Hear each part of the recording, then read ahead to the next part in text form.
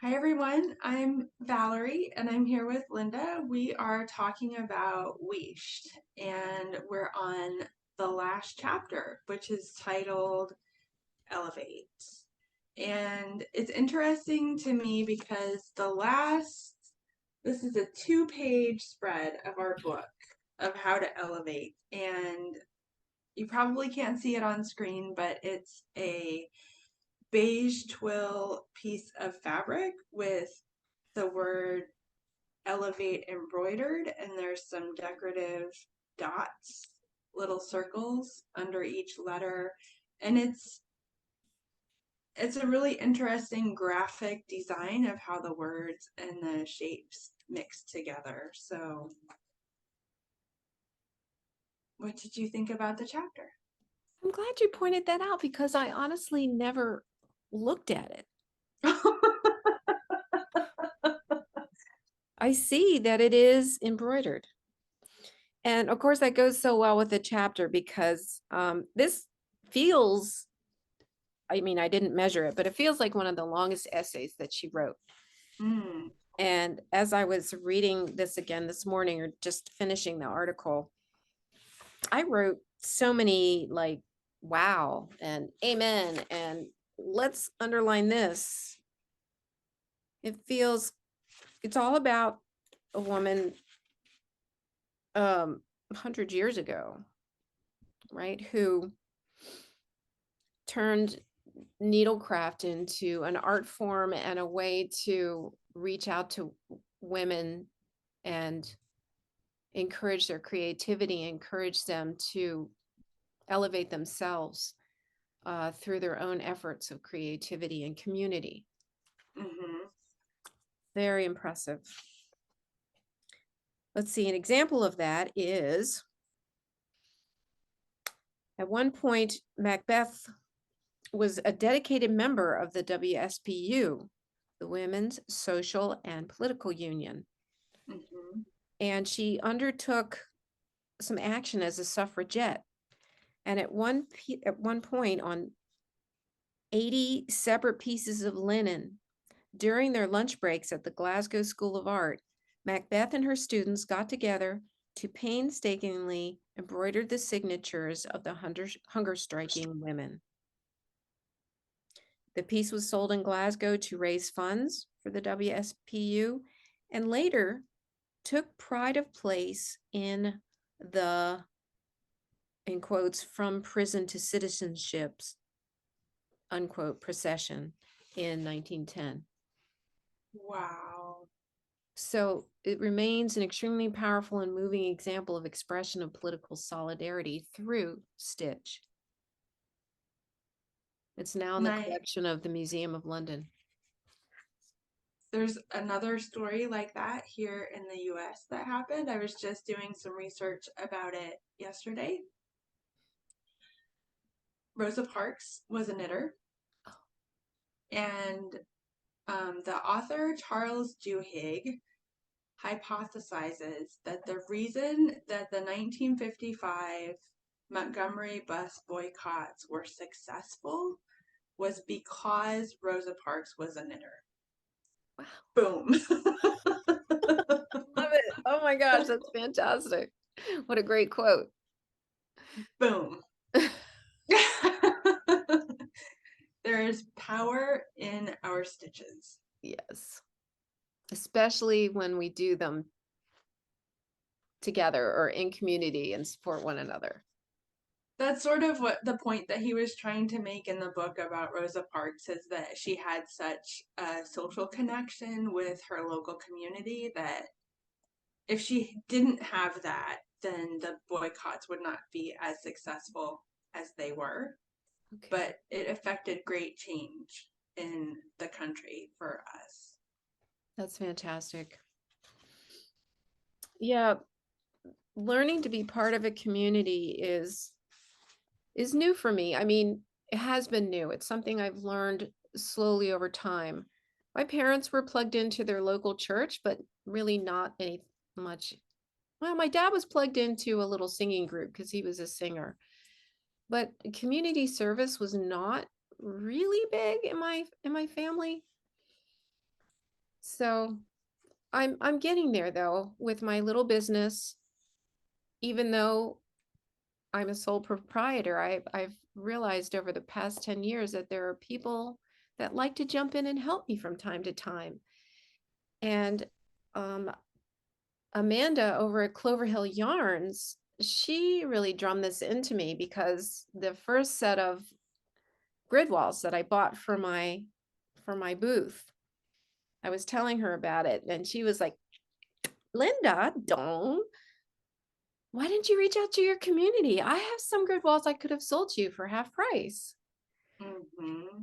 So the next time I needed grid walls, I did go back to her, and that was fun. Mm-hmm. And and really over the years I have learned how to ask for help. You've come over to help me label yarn. My sister-in-law's come over to help me. Various people have come to help me in my booth when I'm teaching. And this past weekend, I invited a guest in my Zoom class who really added some lovely color and interest in our Zoom phone call.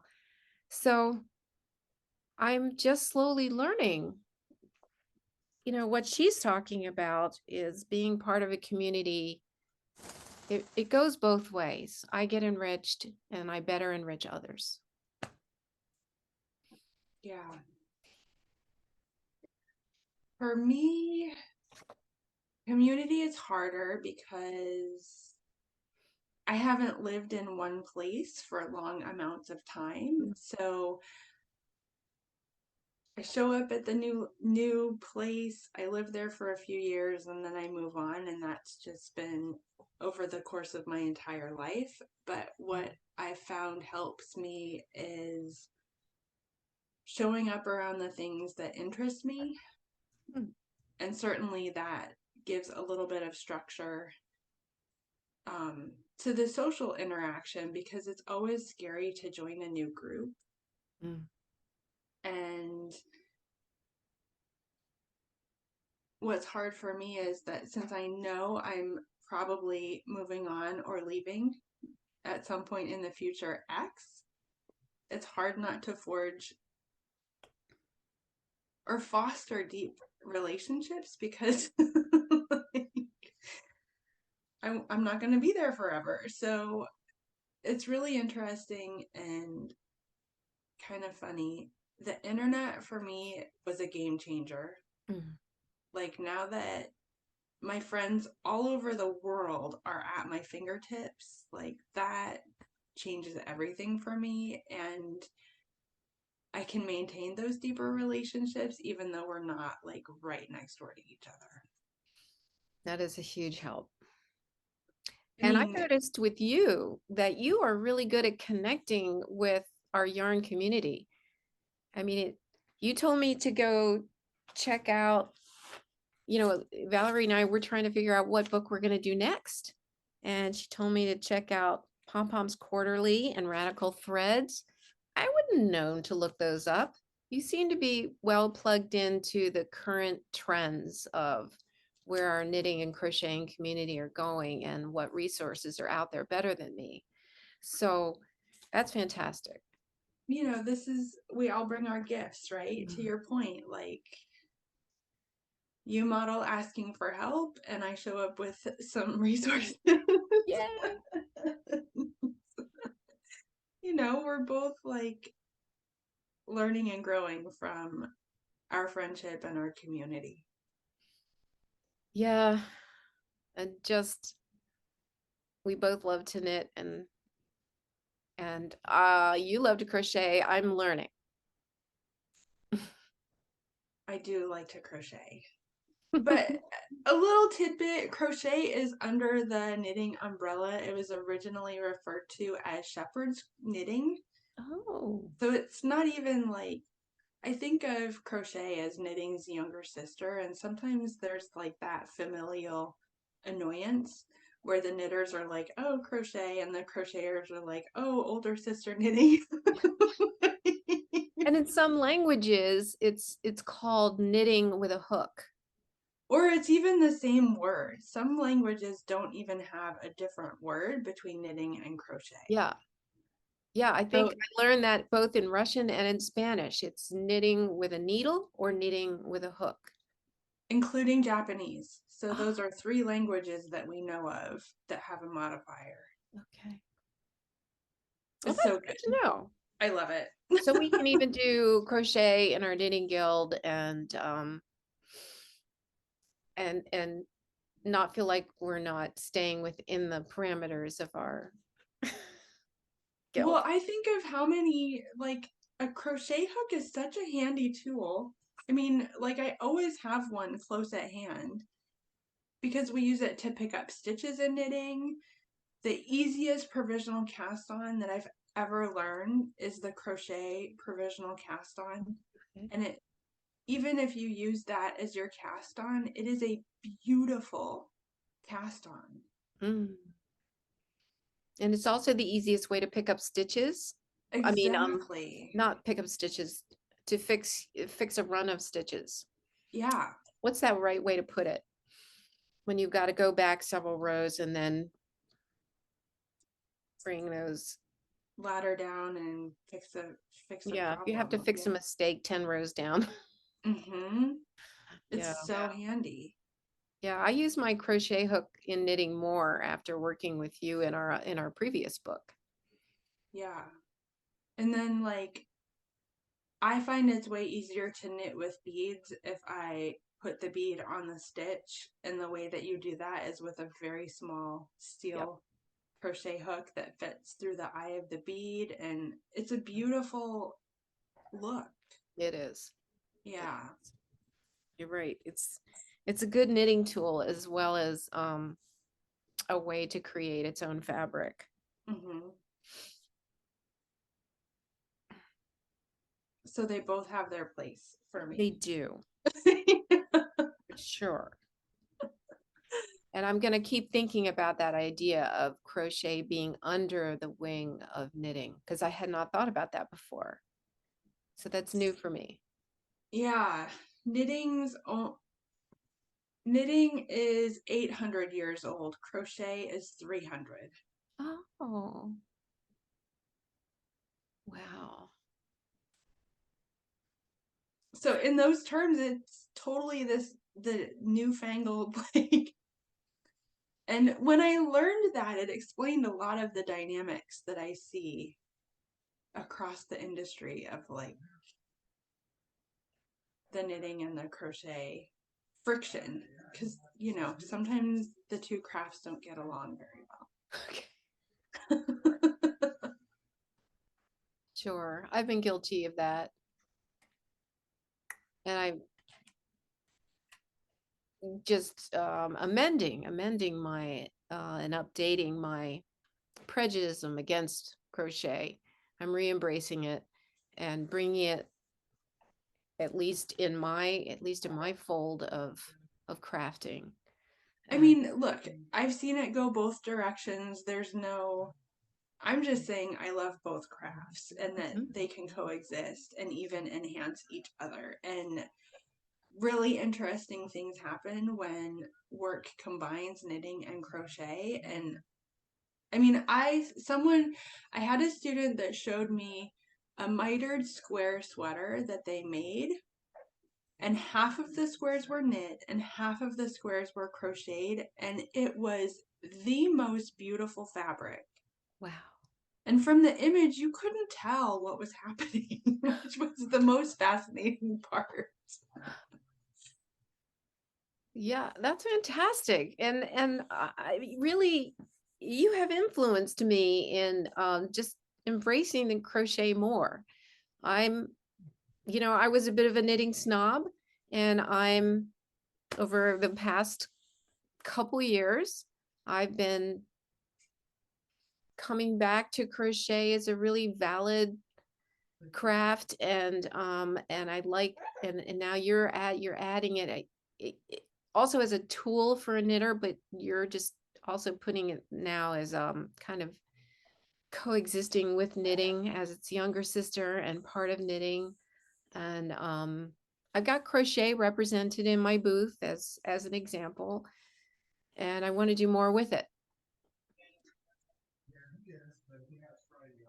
I I mean, love both. I'm not afraid to I say I was a do jerk both. and I'm getting better. I'm growing. No, like it's and look, some people like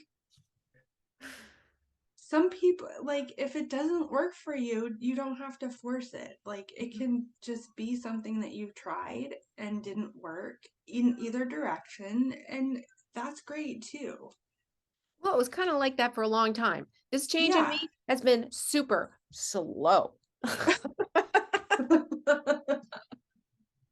that interesting? Yeah.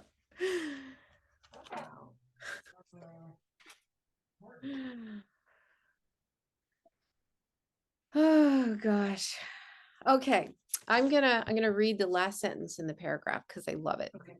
I love it. And this might be our last episode, or maybe I thought about maybe doing a wrap up of all the chapters and what we've learned from each one. We'll see.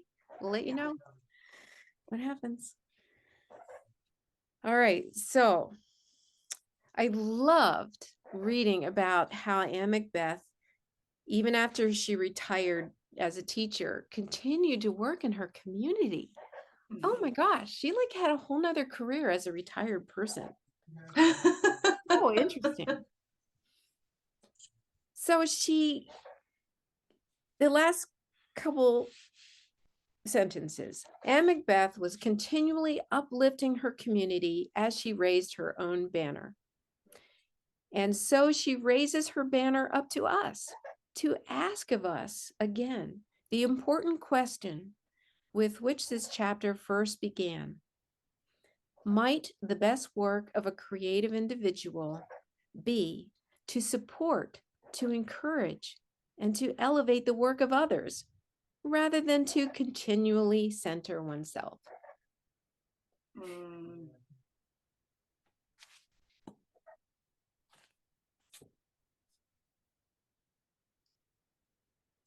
There's a phrase on the tip of my tongue that I can't access right now.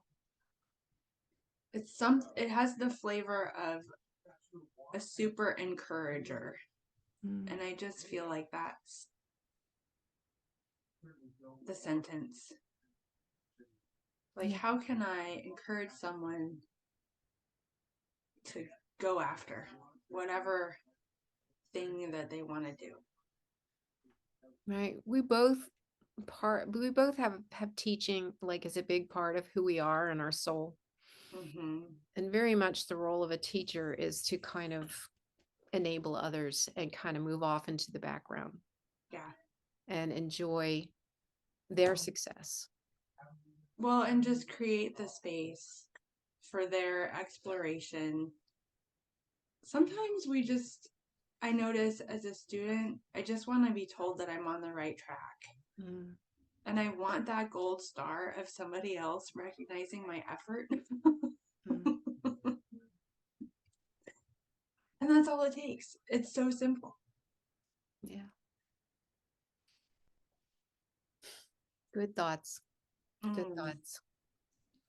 Well, so thank you for interesting. joining us on this journey through WheeshtE.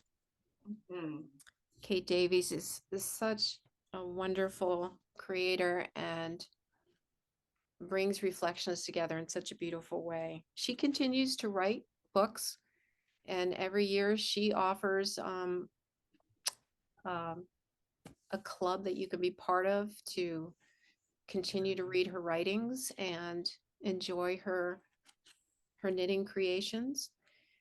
So by all means, go check out the latest Kate Davies stuff. And we will see you again soon, either to wrap up this chapter or to talk about our next project. so Bye-bye, good. Thank everybody. you, Linda. Thank you. Thank you, Valerie.